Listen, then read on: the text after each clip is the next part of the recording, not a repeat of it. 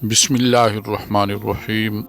شروع کرتا ہوں اللہ کریم کے بابرکت نام سے جو ظاہر اور چھپی ساری کائناتوں کا اکیلا خالق اور مالک ہے۔ حقوق، ذات، صفات اور صفات کے تقاضوں میں کوئی اس کا شریک نہیں اور نہ ہی وہ شرکت کو جائز رکھتا ہے، اور انگنت رحمتیں نازل ہوں آپ صلی اللہ علیہ وسلم کی ذات اقدس پر، جنہیں اللہ کریم نے سارے عالم کے لیے رحمت بنا کر بھیجا، اور آپ کی آل پر۔ دیہات میں ایک نوجوان نے مولانا کا بیان سنا۔ وہ فرما رہے تھے کہ اللہ تعالیٰ اپنے بندے کا رزق بندے تک ہر صورت میں پہنچاتے ہیں۔ نوجوان نے یہ بات سنی، دل میں ٹھان لی کہ میں کھانا نہیں کھاؤں گا، دیکھتا ہوں اللہ تعالیٰ مجھے کیسے رزق پہنچاتے ہیں۔ اگلے دن اس نے بھوک ہڑتال شروع کر دی، لیکن ماں تو ماں ہوتی ہے۔ اس نے اس کے لیے پراٹھا بنایا، سالن کے علاوہ مکھن اور چینی ساتھ دی۔ بیٹے سے کہا کھانا کھا لو۔ بیٹے نے کہا میں نے نہیں کھانا۔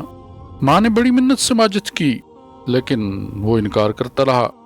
جب بار بار ماں نے اسے اصرار کیا تو تنگ آ کر وہ باہر چلا گیا، اپنے کھیتوں میں جا کے لیٹ گیا۔ سوچتا رہا کہ دیکھتا ہوں اللہ تعالیٰ مجھے کیسے کھلاتے ہیں۔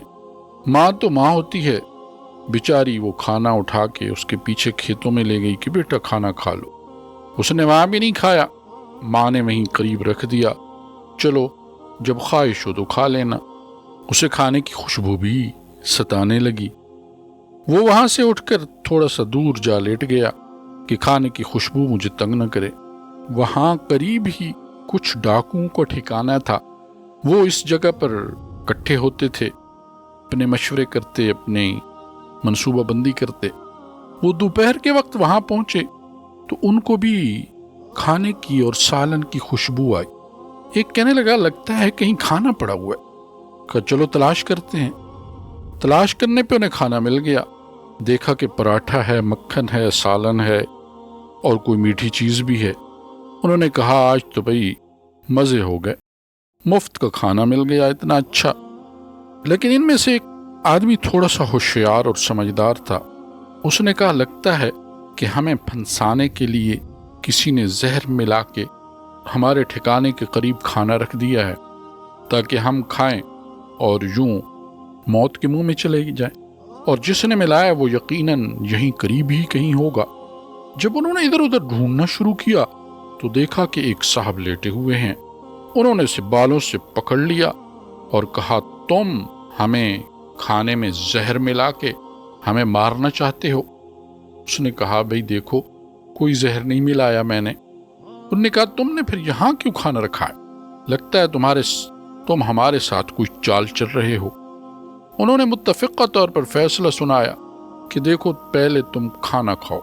چنانچہ انہوں نے جب اسے کھانے کو کہا تو اس نے کہا میں نے کھانا نہیں کھانا۔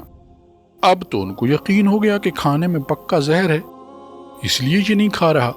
ڈاکوؤں نے کہا بھئی کھانا تمہیں کھانا پڑے گا۔ اس نے پھر انکار کیا تو جو ان کا بڑا تھا اس نے کہا بھئی اسے جوتے لگاؤ۔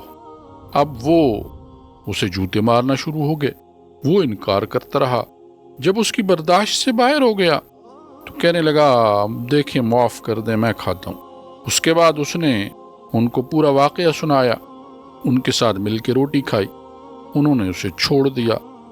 اچھی خاصی اسے مار پڑ گئی، جسم پہ نشان پڑ گئے۔ بیچارہ دردوں کے ساتھ گھر واپس آیا۔ ماں نے حالت دیکھی، پوچھا تو ماں کو اس نے ساری بات بتا دی۔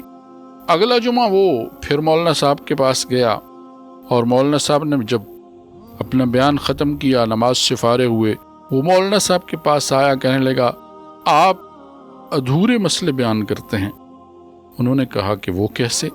کہ آپ نے پچھلی دفعہ بیان کیا تھا کہ اللہ بندے کا رزق بندے تک پہنچا کے رہتے ہیں، حالانکہ میں نے تجربہ کیا ہے کہ اللہ اپنے بندے کا رزق پہنچا کے ہی نہیں رہتے، اسے کھلا کے بھی رہتے ہیں، اور اگر انسان کھانے سے انکار کرے تو اللہ تعالیٰ جوتے کھلا کر رزق کھلاتے۔